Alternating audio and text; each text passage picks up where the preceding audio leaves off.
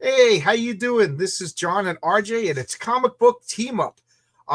Brian Bao and Fabrizio Aiello might join us in the chat. I sent them the link. We were just talking about great covers, and we were just having so much fun. We kind of lost track of time, and I was like, I haven't had a guest on Comic Book Team Up in a while, so I asked RJ, and RJ doesn't mind. So how you doing, RJ? I'm not doing too bad. I actually just heard before we got on here about your thing that's going on that everybody's talking about in the comments here. I'm not really privy to it, so if Yeah, anybody has any questions for me, I don't exactly know what's going on here. yeah, Michael Bancroft. How you doing, Mike? Yeah, I'm not one to court drama. A few times that I did, it kind of backfired on me, and I learned. But I felt this warranted a response. For those of you who don't know what I'm talking about, I made a video about it yesterday. You can see my response to your boy Zach. I think I was fair. I didn't get you know I didn't say a lot of personal things or anything. I just talked about the facts. JDA picked up on it and made a video, and then that just propelled it to the stratosphere. It's funny because just before I was like, whose phone is on? And then I realized it was mine. I'm getting like ding, ding, ding. People keep commenting. Let's talk comics. Uh, I agree, Ernest. I agree. I thought it was a perfect response to something that should never have happened. Thank you. And I'm getting responses from some big names on my phone right now that I'll talk to later on. Yeah. So Michael Bancroft. Oh, Herrenberg. Big congrats to John on the shine he's getting from JDA. Well deserved. I never knew John was a source for you boys. Zach. Yes.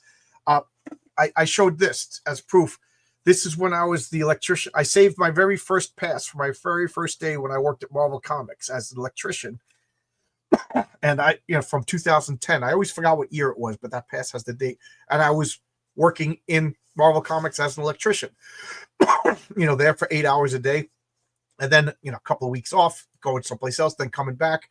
So I got to see a lot of Marvel Comics, this the physical building. I wasn't privy to meetings and stuff like that, but I got to see like change their ballasts and run wires, standing on Archie Goodwin's desk and stuff like that. It was a lot of fun.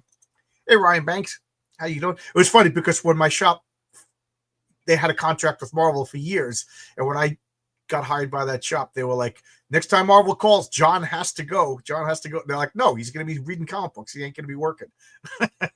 Thanks for the blessing. Thanks for the blessing. And there you go. This is RJ's book. You want to tell us about your book? Fade to Blue is basically, I usually say, it's Indiana Jones in a film noir style. So it's very much a film noir. It's black and white with a little bit of blue. That's why we call it Fade to Blue. And the guy's powers have something to do with blue and all that kind of stuff. But yeah, it's basically about a guy who does not want to have any kind of powers whatsoever. He's living his dream life, even though it's set right before the Depression hits. And he's living in, the Midwest, but he has his life. It's all set up, and then something tragic happens to him, and he has to basically leave everything he's known and everything he's ever put together, because it all falls apart, and because of the powers that he now has, and it basically becomes someone who wanders across America, and there's supernatural things that he just can't escape because they're now staring him in the face. So that's what the basic setup of the book is. So this isn't live yet. So this is an email list. So sign up for this to get notifications about Fade to Blue. Who's your artist? I know he was on. We talked to him, but I forget his name. I Give me 2 seconds because he has different names that he goes by, and I'm not entirely sure. He has a couple of different names that he goes by, but he did his own book about 5-6 years ago. What is his name? Because like I said, I don't remember. I call him Enrique because that's the name he uses for the email. So I guess that's the only thing I can call him. It's Enrique Fernandez. But again, he may be known under other monikers. He does, when he did his own book a little while ago, it was black and white as well. And that's why I was attracted to his book. And I said, I would like to do something with you. His art is really, really good. To the point, like, I don't want you to color it. It's so, like, I got used to Will Eisner's The Spirit in black and white. I got the kitchen sink reprints. And then I bought the hardcovers. They're in color, and I'm like, I don't want them in color. I really like the black and white. It shows all the details. So Zach Dan wants to know: is your boy Zach still a boy? He ain't my boy. He can be your boy. That's fine. I'm not one of these petty people. You know what I mean? But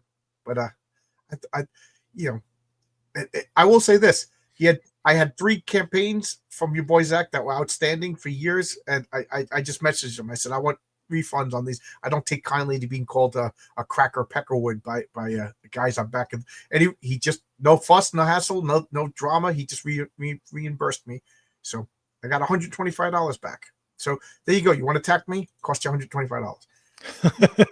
You can listen to Michael. I don't know if you heard the story, but when I was up on a ladder, and I had a tile moved, and I was making splices, and all around me, like literally, my ladder was in the middle of an editorial meeting, and they were trying to brainstorm to come up with like an event. And somebody said, "What about the Inhumans?" And one of them said, "Oh yeah, remember when the Inhumans debuted in the Avengers?"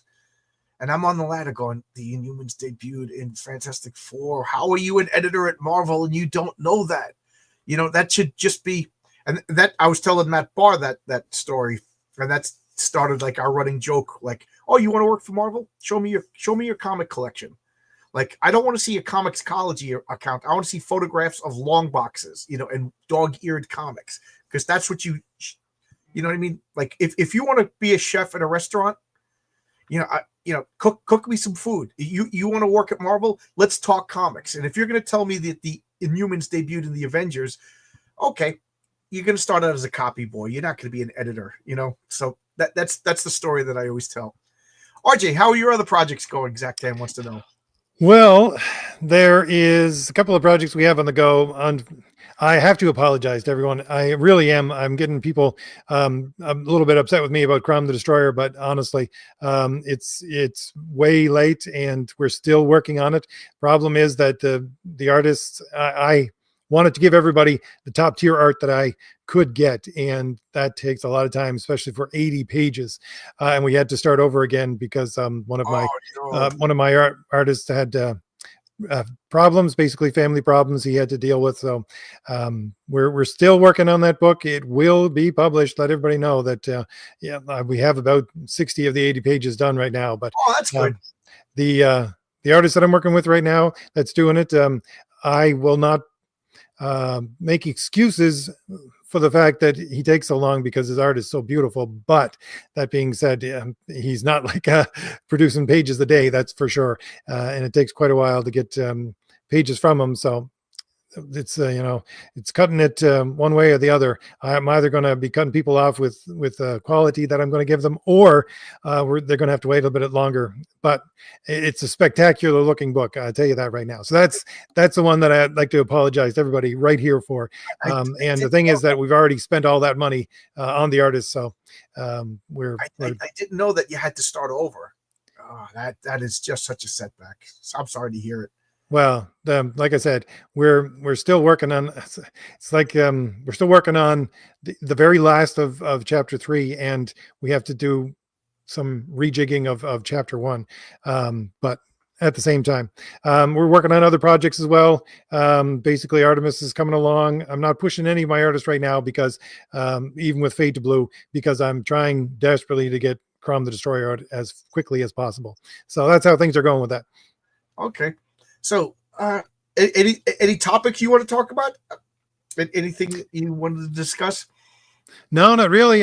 You were sending me a bunch of really nice looking covers, and that's a good topic.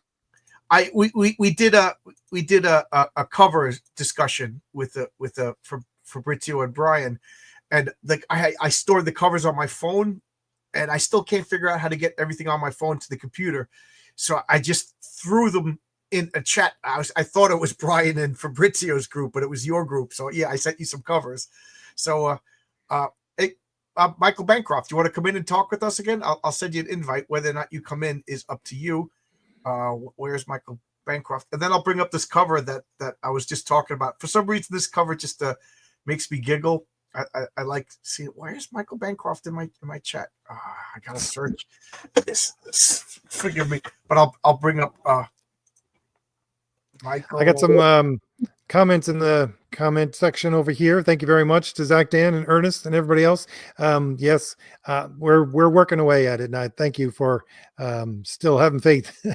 Some people are losing faith in my book, but we're still working on it. Thanks. Oh, I've seen some of your art. It is outstanding. It is so good. It's you're gonna be happy when you get it. I just didn't realize you were had such a setback. That is just terrible. So we were talking about, this is one of the covers that I was talking about. This cover just tickles me. Do you have this comic? Are you familiar with this comic? I have not read it, nor do I have it. No. Oh, this is a Jack Kirby drawing. It's Al Milgrom, Jack Kirby, and now I can't remember the last one. And this was one of the 5 covers that I brought up an hour ago, and I just said, it's just, as a kid, I couldn't stop looking at this cover. It is just like insanity. Like, this doesn't do justice, but the wizard's face is insane, and then it always makes me laugh that he's punching Yellow Jacket in the nuts. Beast is trying to stop him, and Wasp is yelling at everybody. Captain America is about to throw the shield. It's just like, what is going on? I just loved this. This just made me laugh. And as an adult, and Brian and Fabrizio, they're artists, so we were talking about this. Everything is wrong with this cover. Everything is wrong with this cover, and it still works. Oh man, I gotta send. Am I still sharing this? Yeah, you are. Okay, let me turn this off for 1 second. But everything is wrong with that cover. It is I'll show you in a second, but it's what is going on? That's what Jack Kirby is all about. It's style over substance. Right. Basically, he always said himself, he doesn't know anatomy. He never knew anatomy. He could never draw like all the other guys. And he just concentrated on his style. And that's what he did. So the Zach 10 is 100% right. He says, the perspective is off. Everything is off. Now look at that room. That room is melting towards the right. Captain America's star is not perfect. It's off. The inking on Captain America's arms and Iron Man, it makes no sense. Why is the Wasp or the Yellow Jacket just tumbling like that? But you know what? And look at the anatomy. Iron Man is kind of off. The Beast's arm doesn't really attach to the body correctly. But you know what? It's awesome. Like, I just remember, like, as a kid, you got excited when you saw Jack Kirby. And as an adult, like, I remember the older guys in the comic stores, like, oh, old Sausage Fingers is drawing a comic again. You know what I mean? It's like, yeah, look at the fingers. They all look like a hot dog, a pack of hot dogs or something like that. Just, the women kind of have like this old 40s kind of woman that would beat you up, kind of look. But it's just chaos and explosions and fun. I don't know. This cover just makes me smile. It's a mess, but it's a beautiful mess. Did I send you the right one this time, Michael? Jumbled perspective. Yeah, it's a speedster. Whenever they show up, this chaos. Yes. Do you have any speeds? I forget. Did you write a speedster in the Thomas Valiant books? No, I don't have a speedster in the Thomas Valiant books at all. I'm sending the old link. What is going on? Okay, here I am. All right. Closest thing I had to creating a speedster is when, who do we have on? I think it was Fabrizio. And I said to him, if he wants to do an anti-SJW book, he should create a speedster character called Master Race.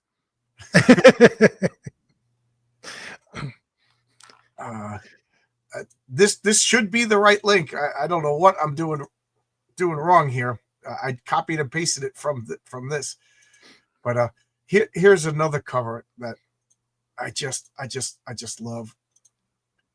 But I have a speedster character. I didn't include it in Heroic Tales #1. In one issue you can only do so much. You only got so much real estate. But one of my pet peeves about speedsters is they just run through the crowd and everybody just ignores them. Like that slipstream should be causing havoc. Like, people should be falling down. dust should be whipping in people's eyes, especially like somebody at the speeds of the Flash. You know, like that's why I do like that Wizard. He's running through it. People are tumbling. People are getting knocked down. But like so many times in DC, RJ, could you send Michael Bancroft the link? I don't know what's going on. I keep the wrong. I'll do that. Yeah. No problem. Give me a minute here. I might be quiet. So get to this cover. I love everything about this cover. This is Rich Buckler and Joe Sinnott, I think, did the cover. That Dutch angle, that thing throwing that punch over there. Just how many times have you seen that thing image on a lunchbox or a T-shirt or a poster or something, and then Black Bolt there in the corner, to the point like the other members of the Fantastic Four aren't as cool. Yeah, a German speedster named Master Ace. That is actually a pretty good name. It just doesn't have that great. Yeah, it's funny. Like even as a kid, I would giggle about the name The Wizard. And what really made me giggle was he wore a yellow costume. And then a couple of years later, Fred Hedbeck, he would do humorous comics. He did a comic called Fred Hedbeck Roasts the Marvel Universe. And hey, we got there. Yeah, I swear I'm not a boomer. I just play one on YouTube. Thanks for coming on. Sitting here enjoying your Kirby, not knowing how to copy a link. Yeah. RJ, do you remember Fred Hedbeck Roasts the Marvel Universe? No, I don't remember that. Yeah, so it was a one shot, and it was a humorous thing, and it was Fred Hedbeck, giving like an awards and busting all the chops. And I just remember they had the Wizard. He's just sitting at the table listening, and he goes, "Excuse me," and somebody goes, "Oh, he's off to the bathroom again." And then like Tiger goes, "Well, what do you expect from a guy named the Wizard?" I tell you, that's pretty good. That is pretty good. That was comedy, when you're 11 years old. Yeah. Mike, do you have any old comics? Like, do you have any comments about this cover? Are you familiar with this cover? Have you seen it? I'm not super familiar with Fantastic Four. I think I've got two Fantastic Four books.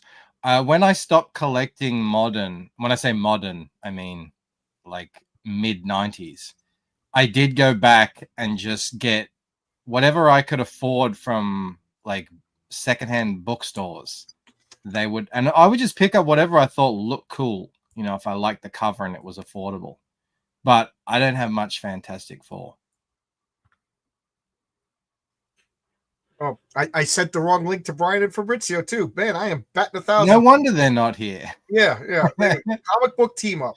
Okay, I'm doing it on my phone because obviously my computer is messing up. So I was thinking though, listening to what you were saying about Kirby's anatomy and everything, how it's like it's the one thing that all these comic book artists tell you. They're like, oh, you need to work on your anatomy, you need to work on this is busted, and the fans will tell you straight away. They're like, look how long that shin is compared to that shin or that four. Like, they'll tell you straight away. But the reality is, and maybe this is just the artists making sure they're the ones who stay in the job. The best stuff doesn't hyper focus on anatomy. It's all the other good stuff that that make the greats the greats. They're not like hyper focused on perfection. I will say this: the greatest comic book artist of all time focused on anatomy, and I'm talking about Rob Liefeld. Oh, yes, absolutely. This is funny because we got two writers, myself and RJ. RJ, you dabble in drawing, but you wouldn't consider yourself an artist, right? No, I wouldn't consider myself an artist. And we got two excellent artists over here: Brian Bow, who does Wolf and Batsy, and Michael Bancroft, who does the Lucid. Now, how would you guys consider yourselves? Like, is anatomy super important? Are you fanatics about your anatomy, or wing it? I just wing it. I just draw the way I draw. Well, yeah, I'm a bit of a winger kind of guy too, but I still feel like, even though I've been drawing comics now for over 10 years, I still feel like I'm just learning. So, like, I probably do try to focus on anatomy more than I should. And whenever I try and like do some kind of real force perspective, that's when I see, oh, I still have a lot to learn about, all this stuff. I can remember when we put out the first art for Thomas Valley #1, I got people saying they were, I don't know, it's people that don't understand perspective, because I had Renzo working on it, and I had the same comments for Crumb the Destroyer cover. It's the fact that I have people in different perspective and different planes, basically on my splash page, and they're commenting like, why is this character tiny?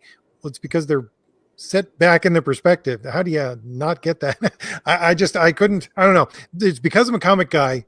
My eyes would naturally focus on perspective and make two-dimensional, three-dimensional. Look at Ben Grimm. Look at one hand is twice the size of the other hand. Like, we all understand, that fist is coming right at you.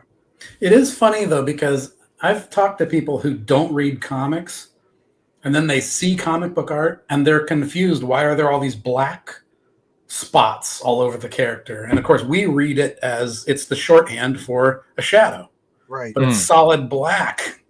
But to a person who doesn't read comic books and isn't used to that art style and doesn't understand that visual language, it looks like the character has big black blotches on them.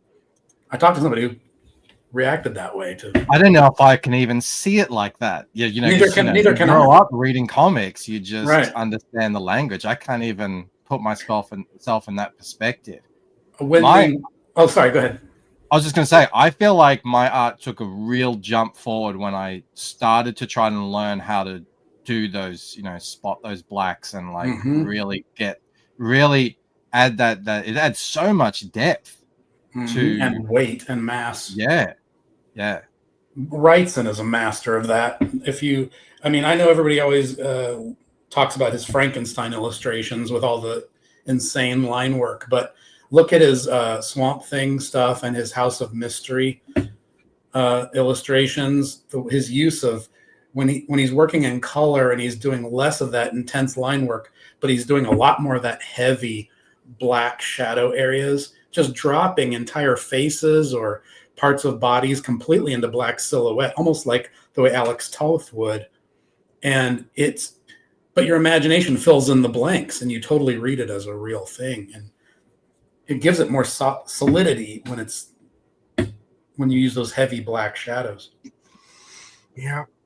I think it's Larry Stroman that comes to my mind as not one of the older artists, but one of the 80s artists that used silhouette and the black in a very unique way, especially when the stuff he did for, I don't know, Nemorita. I can't remember if it was in Namor or not, but he also did the Black Widow stuff, and there was a lot of that in Alien Legion as well.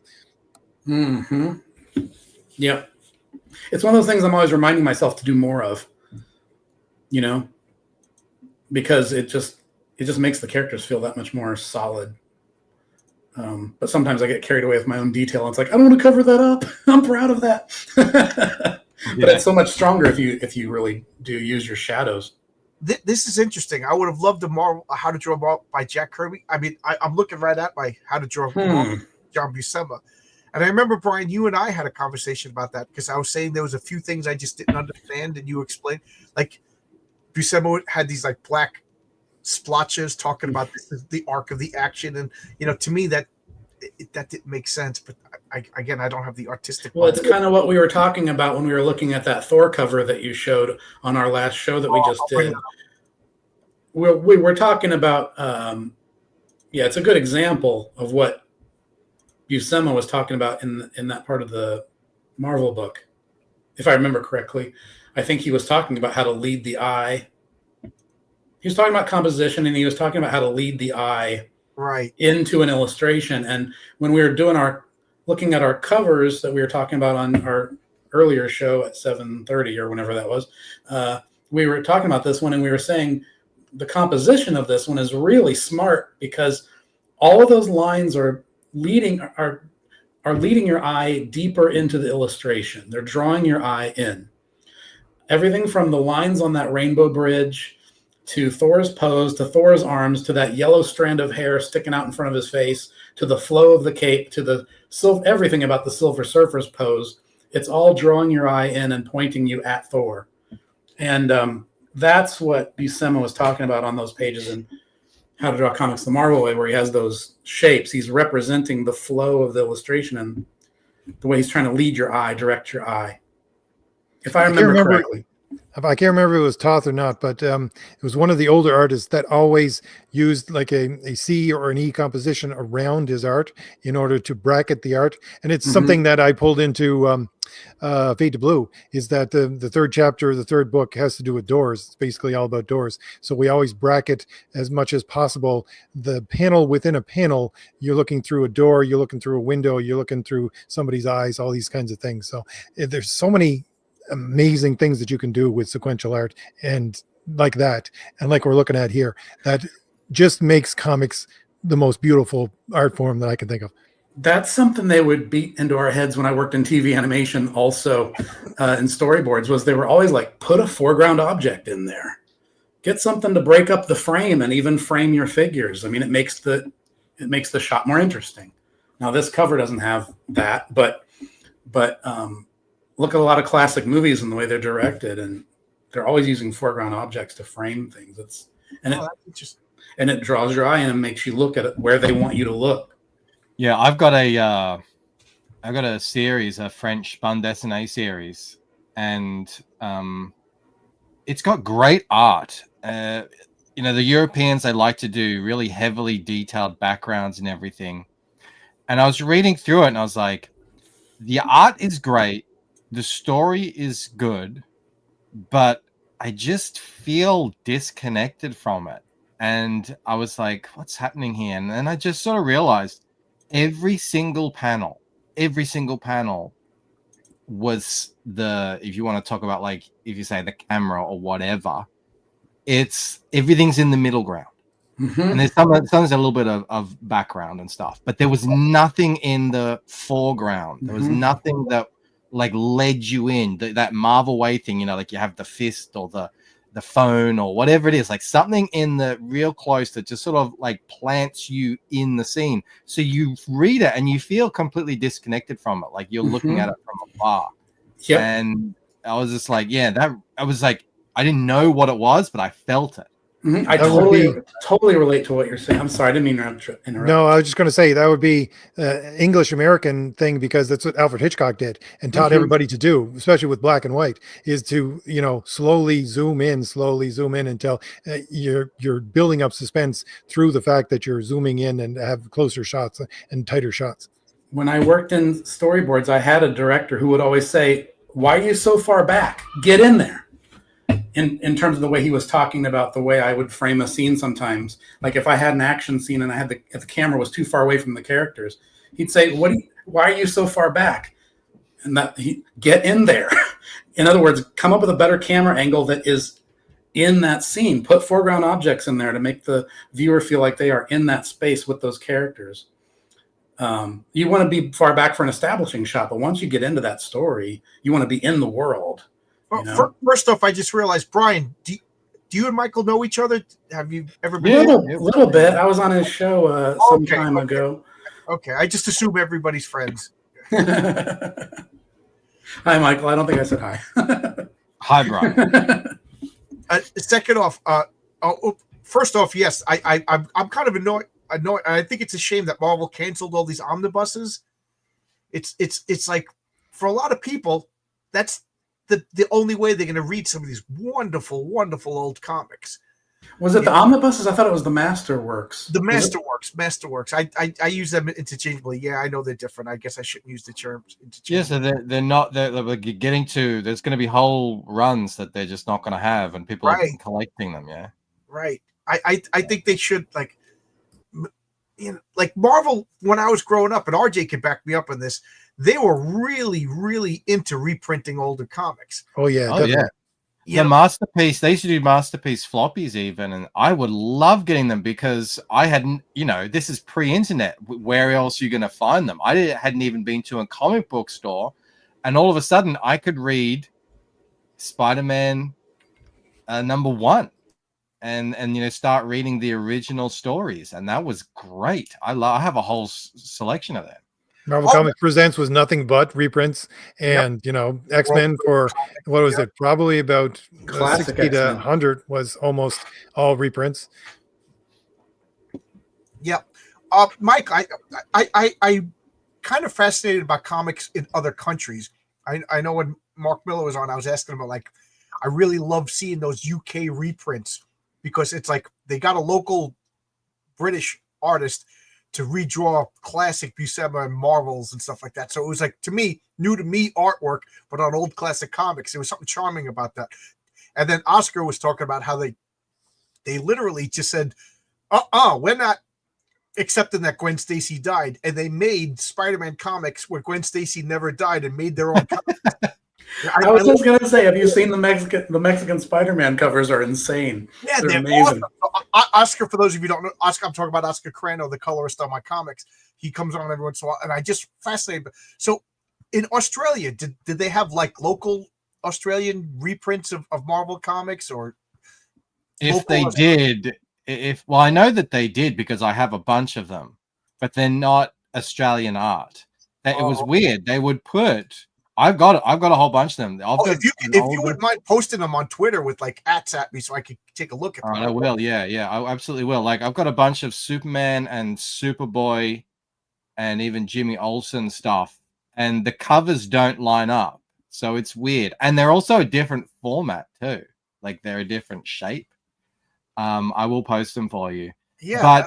But when I got into comics, it was all imports. So I don't know. There might have been a period where they were doing it, but I'm not aware of it. I know that the company that was doing it for a while was called King Comics. Okay. And but that was sort of going back to the 40s, and I don't know when they stopped. Maybe in the 70s or something. Are there any Australian comic characters that we just don't know of in the States? Bug and Stump. When I was a kid, that was a mail away comic that I got. I saw it, I don't know, maybe at a comic book shop. They were like, "Hey, you can order this by mail," and I'm like, "Sure, why not?" Australian. I got maybe 6 issues. I still got them somewhere. I don't think it was that. I think it was that big though. The indie scene. Oh, okay. There is a new one it's on its like 6th book here. It's called Bazza the Bogan Barbarian. And it's this guy who he's just like fighting zombies and stuff. I've got one of them, and it's pretty good. And RJ, I know you live, I'll say, most of the time in Canada. Have you ever picked up any of those Nelvana comics like that? Yeah, she's considered the first Canadian superhero. No, but I do. We have in our old comic collection a bunch of Captain Canuck. That's the only thing that I can remember being Canadian comics that we would pick up because it's across the border. Yeah. Did any of you guys? Well, I know RJ just said it. Did anybody read Captain Canuck? Brian, no. Did you? It is a weird comic. It's funny. My wife is Canadian, and every once in a while we'll go to Toronto, and we've been to Vancouver, and I've been to Montreal without my wife. And it's weird because Canada is a foreign country, but like it tricks you because they speak like us, they look like us, but there's like little foreign elements. I'm sure if I went to Australia, I'd probably feel the same way as Canada. But then I read Captain Canuck, and I'm like, this comic was made in a foreign country. Like, even though it's written in English, it's doing superhero, but it just has like a different sensibility. Oh yeah, well, if you read the British books, I mean, they are very different. Like Judge Dredd and all that. Like they've got their own aesthetic, and the French are the same. But yes, well, the French, it's easy to because they, it's translated from another language. But yes, even when Alan Davis was writing Excalibur, I was getting like a weird feeling. And if you remember, Marvel did those Knights of Pendragon. There were UK comics reprinted. Oh, those are awful. Those were like, I just felt like these comics are from another dimension. These aren't real Marvel comics. Death's Head and things like that. Yeah, I remember buying all of those and reading them, and it's like shaking my head. Why did I spend my money on this? Yeah, I think I got a bunch of them like at a cheap eBay auction. The guy was probably happy to get rid of them. And I always say this, Mike. the Brits don't care about continuity. That's obvious from watching Doctor Who, and it's obvious from reading those Knights of Pendragon. One issue they all got superhero powers, and the next issue they're back to being cops, and they don't reference it. I'm like, don't you think you'd talk about that time that you could fly and throw tanks? Right. If you turned into a werewolf, you would not stop telling people that you turned into a werewolf one weekend, right? I mean, I don't know if you'd tell people about that one or not. yeah, depends on what you did. Right. That's why everything's all messed up, because 616 is a British invention. Yeah, it is. Alan Moore created it, right? With with the Captain Britain black and white magazines. Where's the Phantom from? When did that start? Phantom, I don't even know, but it was American for a while. Right now it's Swedish people that are doing most of the books, and they have I don't think if there's a license for it, if it's in public domain, but they publish a lot right now. But he was an international. That's the last comic that you will still find here. I'll go down to my local post office. It'll be on the shelf. New issue. And it's been that way since I was a kid, at least. And it's, I don't know what friggin' issue it's up to. Cybergirl was an Australian superhero show. Any good?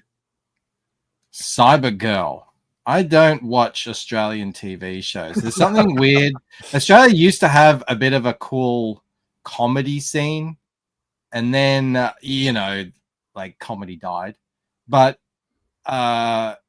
like every Australian show, it's either about a criminal or cops. It's like that's the only two shows they make. It's like the cop show, or it's a show about some criminal doing whatever he does.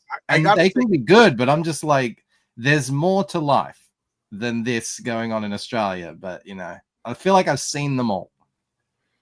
I gotta say, you're absolutely right. Comedy was the first thing to succumb to political correctness, and it just wasn't funny.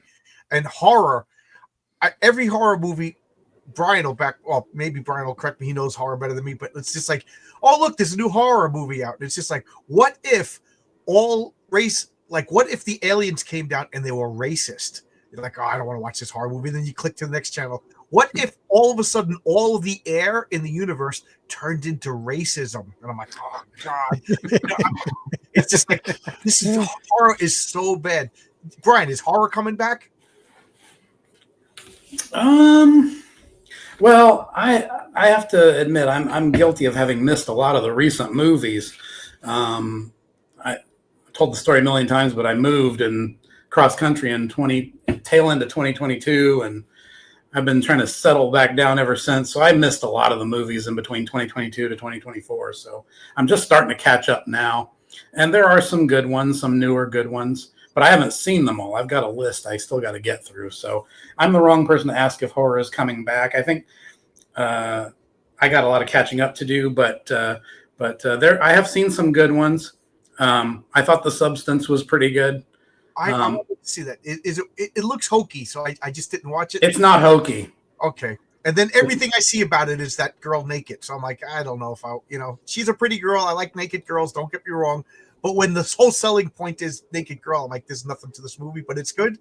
There's a lot more to it than that. Okay. Is Wolfman? I didn't even know. You mean, well, which one? Oh, wait, hold on. That recent one that came out within the last couple of years? Because there was one that looked really bad that came out in the last couple of years. I don't even think of that one. I did not see that one. The design on him didn't look great. I love the 2010 one. But I also saw Alien Romulus recently. That's another one that I was just behind on. I hadn't gotten around to till recently, and I really liked that. They really went back to the spirit of the first one. And here we go. Oh, is this Spanish? Who put this up? I did. This is awesome. Look at Spider-Man's face. There's something really arachnid about like the shape of the eye. Like usually Spider-Man, they did it correctly, but it's just slightly more sinister. I love that. That looks very Electric Company, Spider-Man. That's superheroes de Stan Lee. Strange. One of the things I've been saying for the last couple of years is that there are so many Spanish artists right now. I think there is a Spanish style that they have, and I deal with a lot of them. So do you, Renzo, and I have Enrique and a bunch of other people working for me that are Spanish artists, and a lot of them also work for the big two, and a lot of them also do manga and are moving over to Japan and doing manga. There is a Spanish style and I don't know what it is, but there's something about it that's seeping into mainstream and becoming the de facto rather than almost American style for comic books now. Good. We need something to shake it up. Michael, if you could find one of those Australian comics you were talking about, we'll put it up. But look That at- also. Sorry, go ahead. Let me. I might see if I can go get him. I'll show him. okay, but look at Cyclops. Like, he's about to fall down. You know what I mean? Like that's not a normal natural position. You know, Angel looks cool. Where's Iceman? Where's Iceman and the Beast? It's almost Luchador. Yeah. I know what it is. The interior webs on Spider-Man's face are kind of missing. Like, there's only a few of them. What is this? Oh, that's another one. Wow, look at that. That's crazy. I love the coloring. What is tout en colors? Anybody know Spanish? What does that mean? Le Journal des Superheroes. Look at that. 1973. Oh, wow. I like that one. That is cool. Although his underwear looks a little weird. Yeah. Is that not based on a Ramita pose? One of the popular. It looks familiar to me. But it reminds me of Steve Rude in a way. Yeah, it does, doesn't it? Mhm. Yeah, it almost looks like they took this is 1972, but I was going to say it looks like they took Nexus and just repainted them. Nexus didn't exist yet. One of the things I never tried to do when I was a kid, copying things, was never did Spider-Man because the webbing would just kill me. I was like, nope, not trying that. Oh, when I was a kid, I would try to draw him like on the 1967 cartoon, where he only had the webs, in certain places. You know what I'm talking about? Yeah. It's like, oh, that's okay. I can get away with that. Well, let me just put it. I started drawing Spider-Man many times, but I don't think I ever finished drawing Spider-Man. You could see like the gaps between the webs would get wider and wider as I get lazier and lazier. It's funny because Jack Kirby couldn't draw Spider-Man either. Out of everything he drew, his Spider-Man's never looked right. You got any more of these, RJ? These are great. These are the only Spanish ones I have off the top of my head. You got to find those Mexican ones with Gwen Stacy on the cover. They're hilarious. I'll Google it now. They're insane. Mexican Spider-Man. If Oscar was in the crowd, he'd be bringing them up. So Mexican Spider-Man.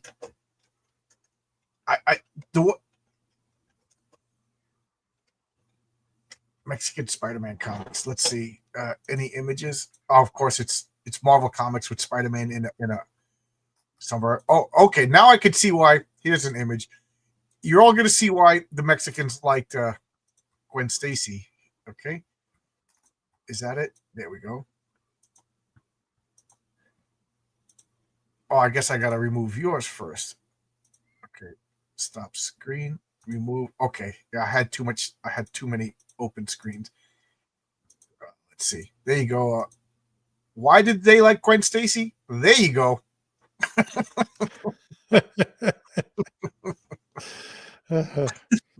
That Sorpentente Hombre Araña.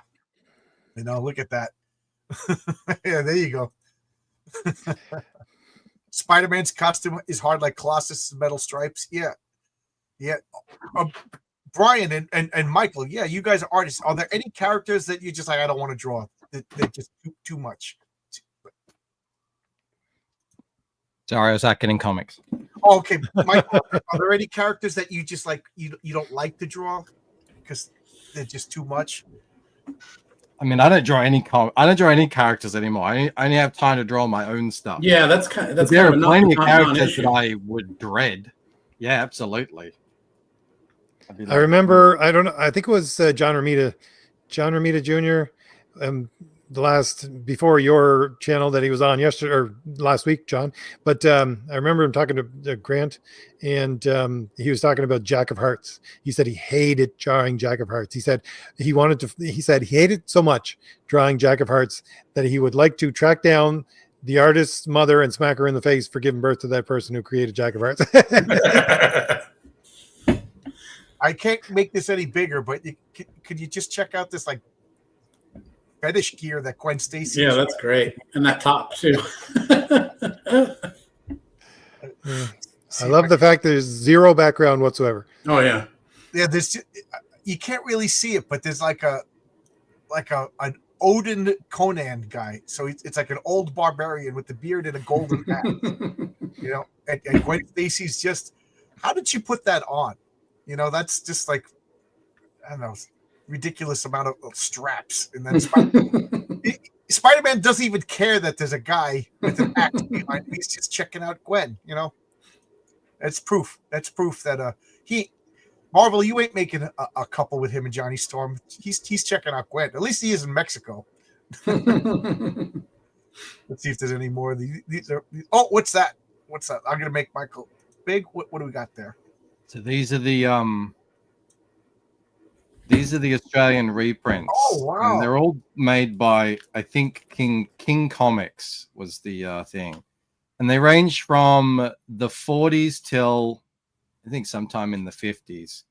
Oh so wow! What year I don't is know what they relate to. Super Adventure Comic number 86. But put that back for a second. Just look how minimal the cover dress is. You know, yeah. It's almost pure art. That is Yeah. There's not much going on, isn't there? Yeah. Oh, I just realized that's Batman in a bat. Oh yeah, I didn't even see that. Yeah, Batman I and Robin didn't. waving to Superman. Hey, Superman, check us out. We're all we're just driving around, being super. There's no crime today. No. Well, they're hanging out in Superboy and Smallville. See these Driving around being numbers. super. This is number 30. They don't correlate to the numbers in the American Right. versions, Yeah. the actual versions. So Yeah, that I've looks got a cool. whole bunch here Oh, of look at that various Hobby Superboy. qualities. That's a bit more like you got stuff on there, you know. Does the Boy of Steel really go hi-hat when he becomes Superboy millionaire? Oh yeah. Yeah, you give a farm boy from Smallville $1 million, he's putting a top hat on and he ain't remembering where he came from. I just bought these because I thought they were just so cool. Yeah, you I know? would buy them too if I saw them. And they were like they cost something between, I don't know, 20 to, I think the most expensive one I paid for like was 150, and I was like, I don't know if it's worth this, but $150. yeah, Australian. Okay. So that's probably like, I don't know, it's $80 US or something.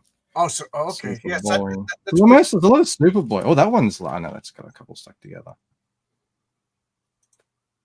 Superman number 82, whatever that is. I think these were actual covers from the States, just on different issues. yeah. The weakling who became a Superboy.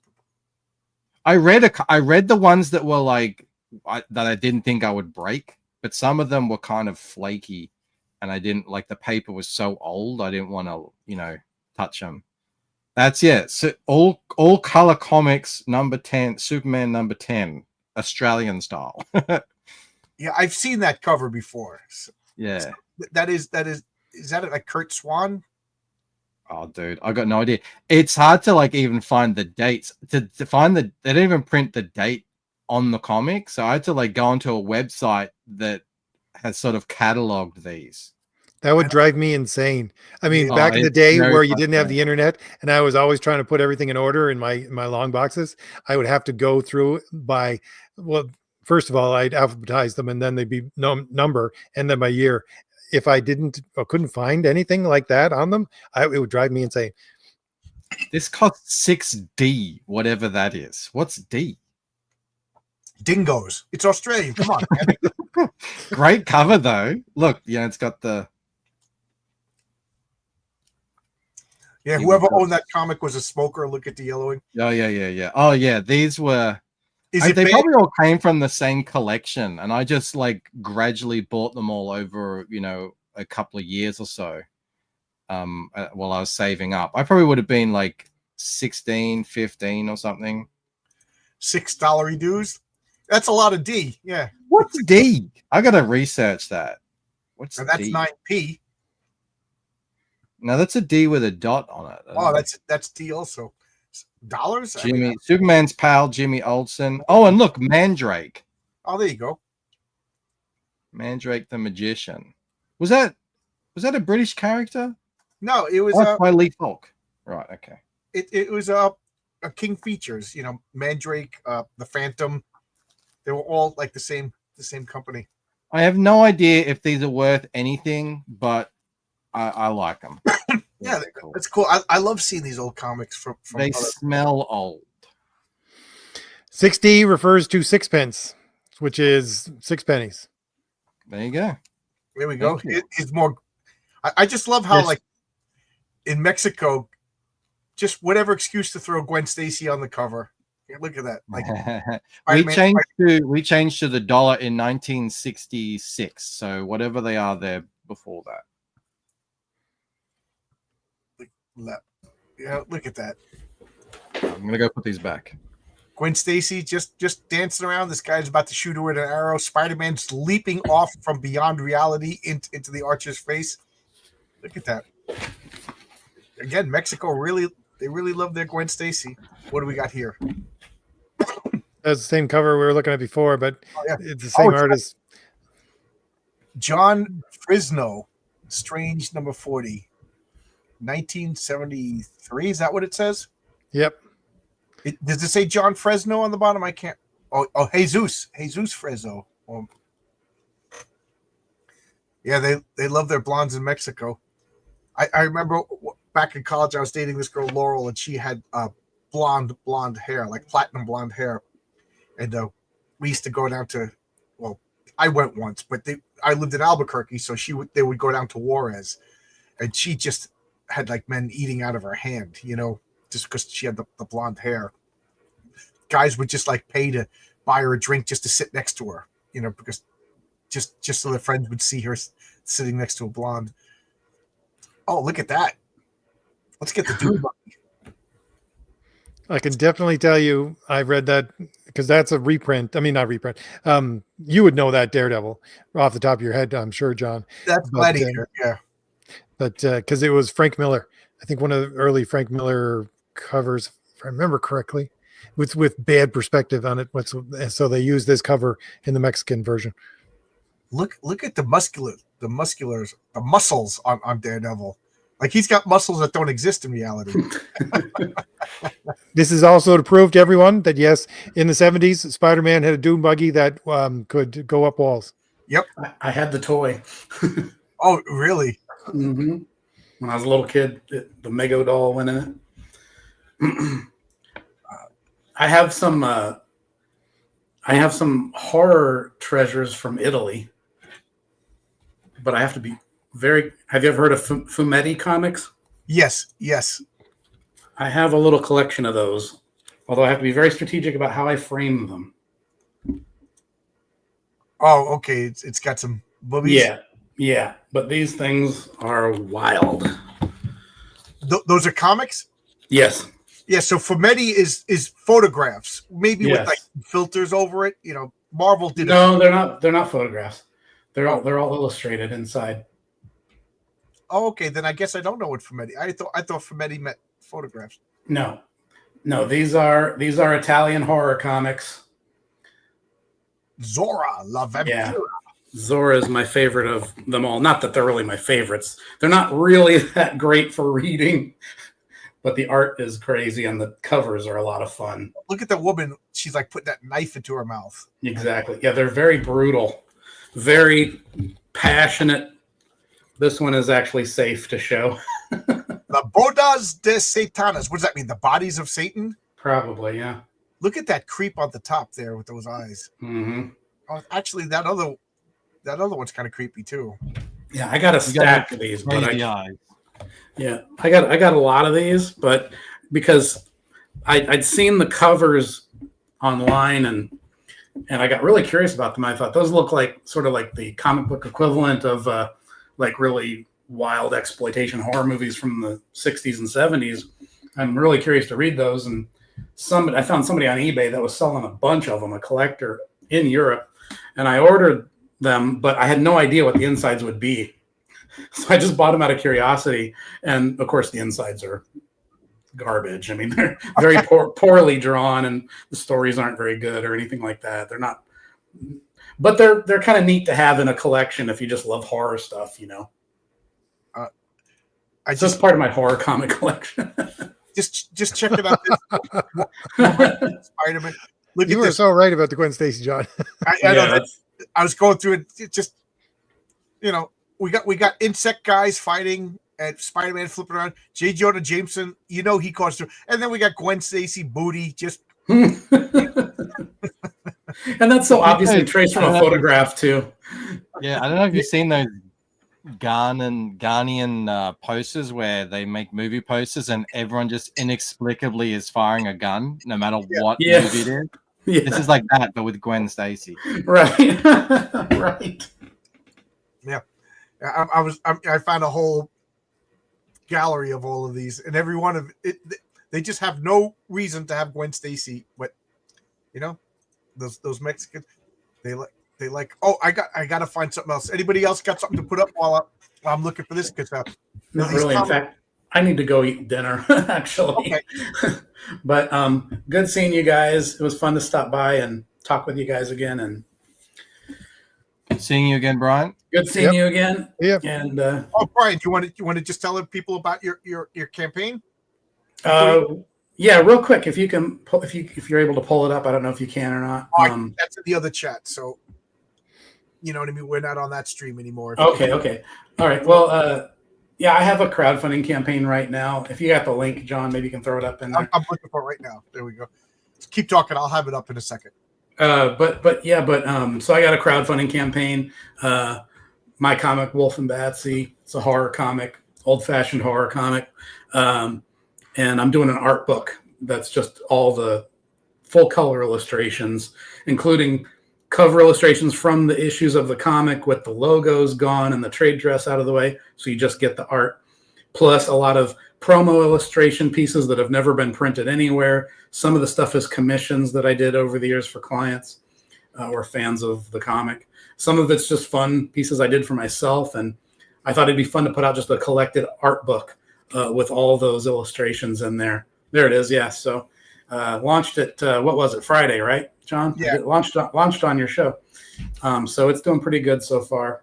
The link is in the chat if you want to click on it, check it out. Yeah, you can scroll through the page and learn more about it if you're not familiar. But it's a fun little book if you love monster art. There you go. All right. Well, thanks for having me on. I'm going to go get some dinner. I'm starving, but good to see you guys. Yeah. Always fun to talk to you. Bye. Bye-bye. I'm scrolling through Kaliman. Now, Kaliman was Oscar was telling me, I'll take his word for it. I can't prove or disprove, but it was the most popular superhero comic in Mexico, and it would come out weekly. And one of the things, what sort of timeline are we talking here? When did this happen? Late 60s, early 70s. And one of the things that you'll see why it was able to come out weekly, because they would do stuff like this. All I can think of is Kaliman the Wizard. There we go. Kaliman. Look familiar? They would swipe Marvel and DC's art and just throw it in their comics. Tremble, Kaliman, before the might of Loco Rojo, the red, crazy red. I guess. Yeah, no one's ever going to find out. What are you going to do? What are you going to do? That's funny. The typography is atrocious. It's so like bog standard, but the art is fantastic. Like that painted style. Cover your heart, indie. Right. Yeah. He's supposed to be like like an Indian wizard or something like that from India. But he's in Mexico comics. I'm sure Oscar will correct me what what I'm saying wrong, but some of these covers are just so good. There's another one I just gotta get. I gotta find it. But Kaliman, once weekly. Like, is he like Iron Fists meets like the who's the character in all white? Oh, the White Tiger. Yeah. I don't know what his story is, but come on, wait, I can't find this other. The Mexican Fist. Yeah, look, but I'm just scrolling around. I mean, they're for kids. They're not like, what's the word, lascivious, like with the Gwen Stacy. You know what I mean? Like they're more. I guess they're geared towards a younger audience because like this cover I really like. It's like charming in a monstrously innocent way. So many buttons. I couldn't even. I'm amazed after not inviting you properly, I'm able to do this. But look, you gotta get all this set up before the stream. Yeah. Well, I didn't know we were. Me and RJ just kind of been improvising, so we were talking about me and Zach, and now we're talking about Kaliman. Yeah, but you're right. It would be better if I actually planned. I totally agree. Yeah, look at this. Hombre incredible. Yeah. It's him fighting RJ. That's what RJ looks like. The wild man of the woods. Yeah. Get out of my house. I don't like visitors, he's saying. I moved to an island in Canada to get away from you. The Kaliman himself, looks like an old. It wasn't even Golden Age hero. He was pre-Golden Age for comics, if there is such a thing. But it was really old comic. It was an American comic. I can't remember the name of it off the top of my head though. But he basically, it's a different color. Like he had the turban and everything. But I wish I could remember the name of it. I can't quite put my finger on it, but it does look like something I've seen before, and I don't quite know where. Yeah, well, like Oscar was saying, you've probably seen background characters and stuff in other comics. They would literally just cut and paste because they were keeping this like this. Like I'll show this cover. You're gonna be like, oh yeah, I've seen this before. Let's see. Stop screen. Share screen. And then bring it up there. Like that. Right? Mars Attacks. This would actually be fun to do. To just have your character like have adventures in everyone else's universe that they've made. It's like whatever your guy is goes to the Planet of the Apes, and next week is going to Star Wars. Oh, there you go. That's funny. That would make, like, as long as it was a parody, that would actually be like a fun story. Yeah, like there's an explosion, and when smoke clears, he's being beamed aboard the Enterprise. Now, I mean, look at this. I guess those lawyers didn't go to Mexico, right? I know, like, what's the deal? They did like, who cares? Or there was no, I don't know how international trademark law works, but copyright law. Number 294. Like I said, they were weekly, so they had to do it somehow. Agonizando, Kaliman. But it's driving me nuts because there's a specific cover that I remember seeing that I want to show. But I don't know. I can't find it. And RJ, you have your own stream now, right? I do. Yes, I have to go. It's going to start in 2 minutes. Yeah. Although I'll tell you right now, you guys want to jump over? I'll send you both the link. No pressure at all. We're just going to keep on talking about good covers. Yeah, this is fun. So we'll shut this down and we'll go over to RJ's stream. But the comic that I was trying to show was he's fighting two Ben Grimms. He's fighting two things, and it's obviously like cut and pasted from like a Rich Buck. Oh, here it is. Oh, so this will be the last thing I'll show, and then I'll shut down the stream. RJ's already gone. I'll show this. It's so small though. Look at that. Oh, he's fighting 3 Ben Grimms. That's 3 Oh, things. so they're just like jungle creatures, Yeah, they're just generic monsters. Yeah, but they're Ben Grimms. yeah. Thing 1 and thing 2 and thing 3. All right. Well, I'm going to shut this down now. If we could continue this party. There's 55 people watching. Thank you, everybody, and thank you, Michael, for showing up. RJ from the 4th Age sent me the link, so I'm just gonna shut this down and go over to RJ's channel, and we'll probably talk about comic book nonsense over there too. Come on down, All Michael, right. if you're interested. All right, cool. What is happening? Your guess is as good as mine, OmniPro. Caliban, Dad. I'm a Caliban. Yeah. Naked Ben Grimm. Yeah, I know. We could see his thing. But thanks a lot, everybody. Bye-bye.